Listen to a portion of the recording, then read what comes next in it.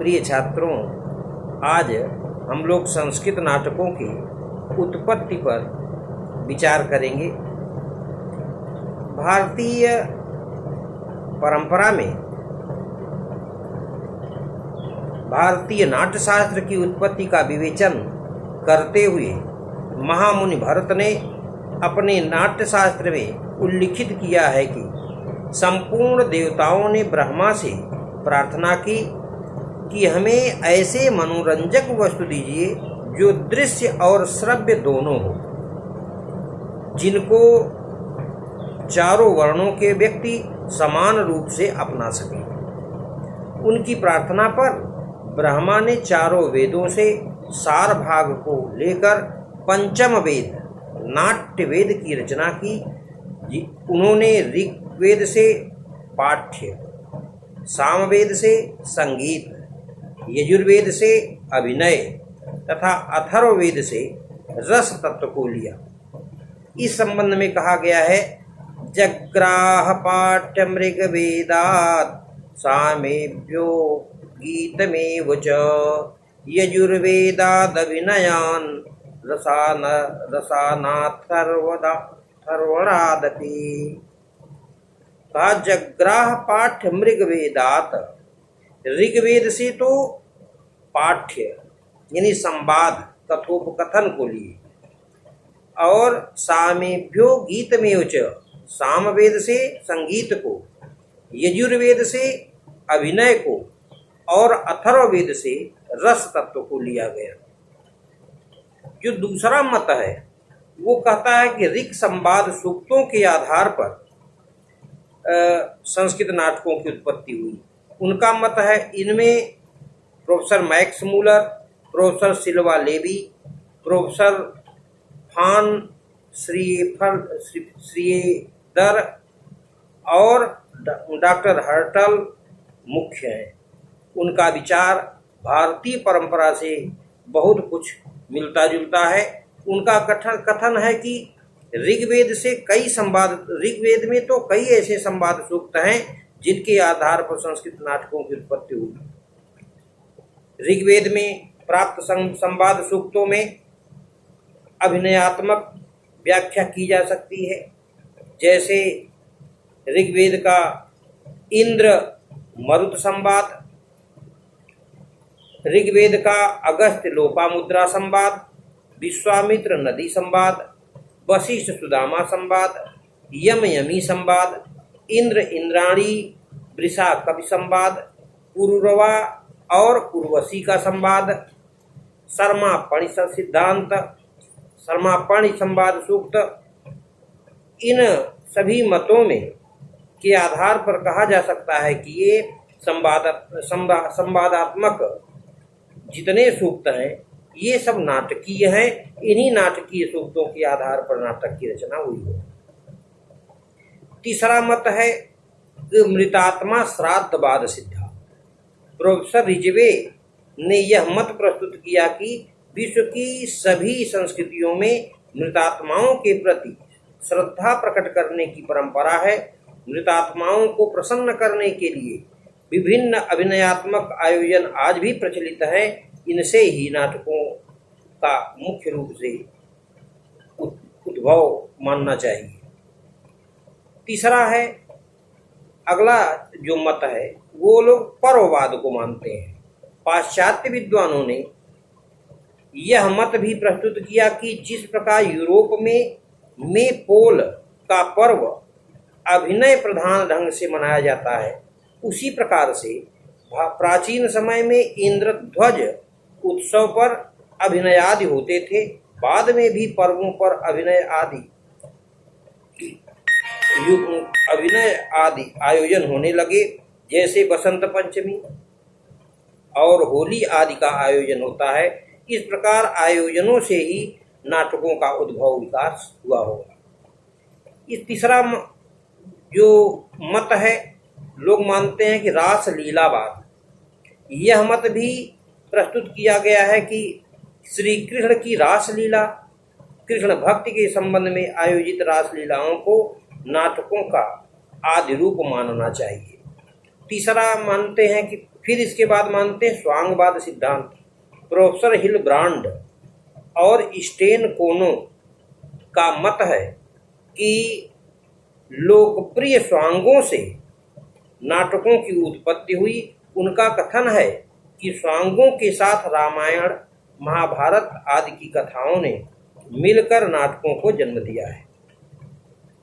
इसके बाद पुत्तलिका नृत्यवाद सिद्धांत, इसे डॉक्टर पिसेल मानते हैं। डॉक्टर पिसेल ने यह विचार प्रस्तुत किया है कि प्राचीन समय में कठपुतली की नाच प्रचलित थी और उसका ही विकसित रूप नाटक हुआ।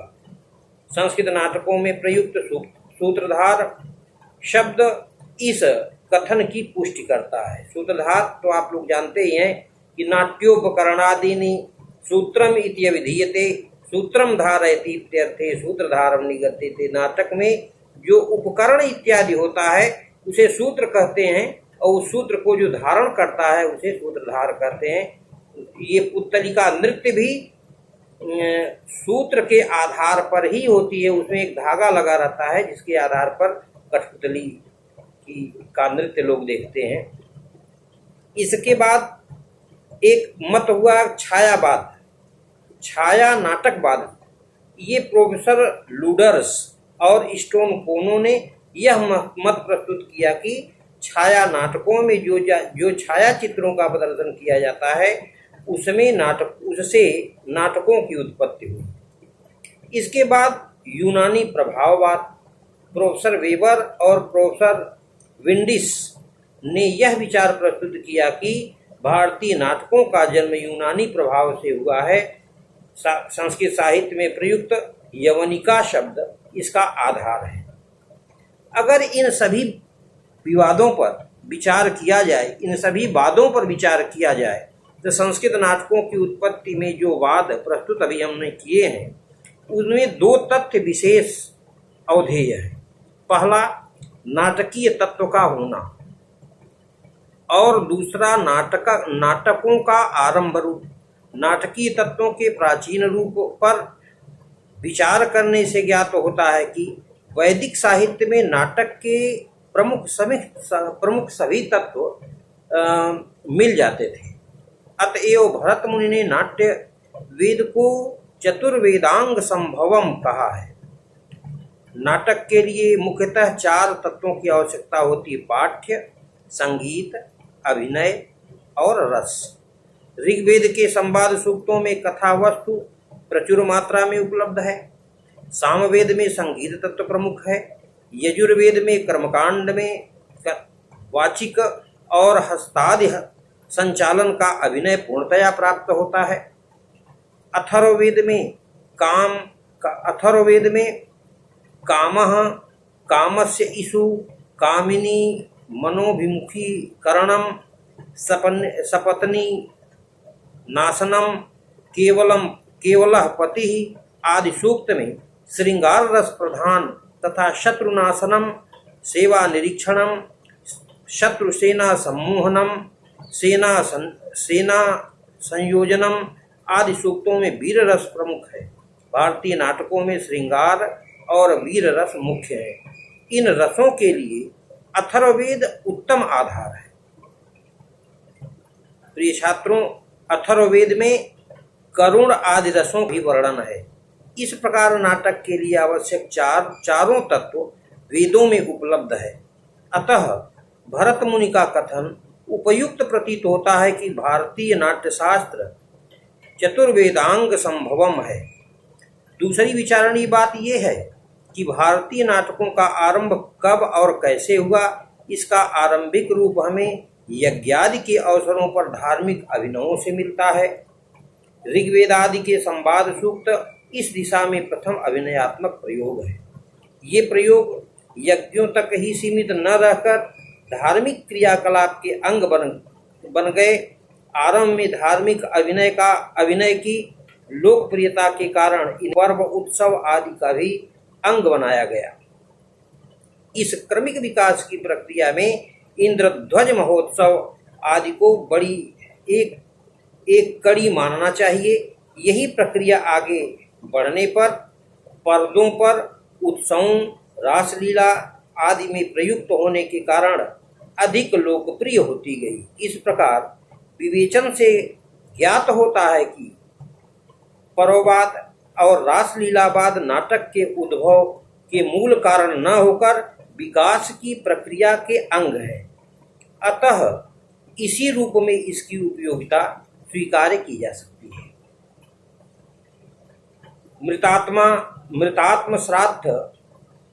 मृतात्म श्राद्धवाद भारतीय नाटकों की उत्पत्ति के लिए सर्वथा अग्राह्य है। यूनानी नाटक प्रायः दुखांत होते हैं, उनके लिए इस मत की उपादेयता मानी जा सकती है। जैसे उर्भंग नाटक जो तथाकथित दुखांत नाटक है, वे भी वस्तुतः पाप का नाश होने के कारण मूलतः सुखांत ही है। स्वांगवाद और पुत्तलिका नृत्यवाद को भारतीय नाटकों की उत्पत्ति का मूल कारण नहीं माना जा सकता है। वस्तुतः ये दोनों शिष्ट समाज में प्रचलित परिष्कृत नाटकों के विकृत रूप हैं। इन दोनों प्रकार के नाटक अनुकरण मूलक हैं और अर्ध शिक्षित तथा अशिक्षित समाज में परिष्कृत नाटक के विकृत रूप हैं। छाया नाटकवाद की कल्पना वस्तुतः अपुष्ट आधारों पर है। डॉक्टर कीथ ने भी इस मत के साक्ष्यों का सर्वथा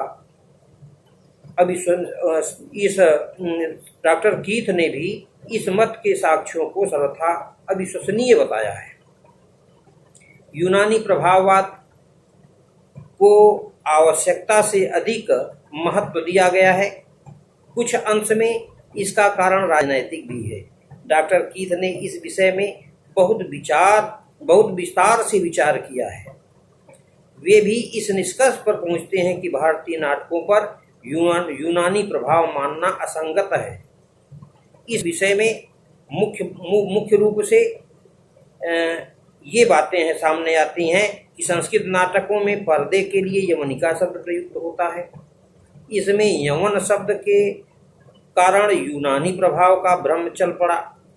वस्तुतः यवन देश से आए हुए वस्त्र से निर्मित होने के कारण पर्दे का यवनिका नाम पड़ा है। यवन देश से वो वस्त्र आए हैं, इसलिए नाम पड़ा है यवनिका। इसके आधार पर यूनानी प्रभाव मानना निराधार है। संस्कृत नाटकों का विभाजन कार्य विश्लेषण पर आश्रित है, ऐसा यूनानी नाटकों में नहीं है। भारतीय नाटक सुखांत हैं, दुखांत सर्वथा नहीं। इसके विपरीत यूनानी नाटक प्रायः दुखांत हैं। संस्कृत नाटकों में अन्विति त्रय का सर्वथा अभाव है। यूनानी नाटकों में इसका पालन अनिवार्य रूप से किया गया है। तो इस प्रकार हम लोग अगर सब तथ्यों पर विचार करें तो भारतीय राजाओं के दरबार में अंगरक्षक के रूप में यवनी स्त्रियां रहती थीं। उन्होंने, क्योंकि ये अधिक निर्भीक और कार्यकुशल थीं। रंगमंच की दृष्टि से भारतीय और यूनानी नाट्यशालाओं में अंतर है। विंडिस ने यह स्वीकार किया है कि नाट्यशालाओं के संबंध में तुलना की कोई संभावना नहीं है, क्योंकि भारतीय नाट्यशाला अस्थायी नहीं होती थी। भारतीय नाट्यशाला अस्थायी नहीं होती थी, ये समय समय पर ये बदलती रहती थी। अब हम लोग ये विचार करेंगे अगली कक्षा में कि नाटक का विकास कैसे हुआ। ये तो हमने आज की कक्षा में उद्भव बताया है।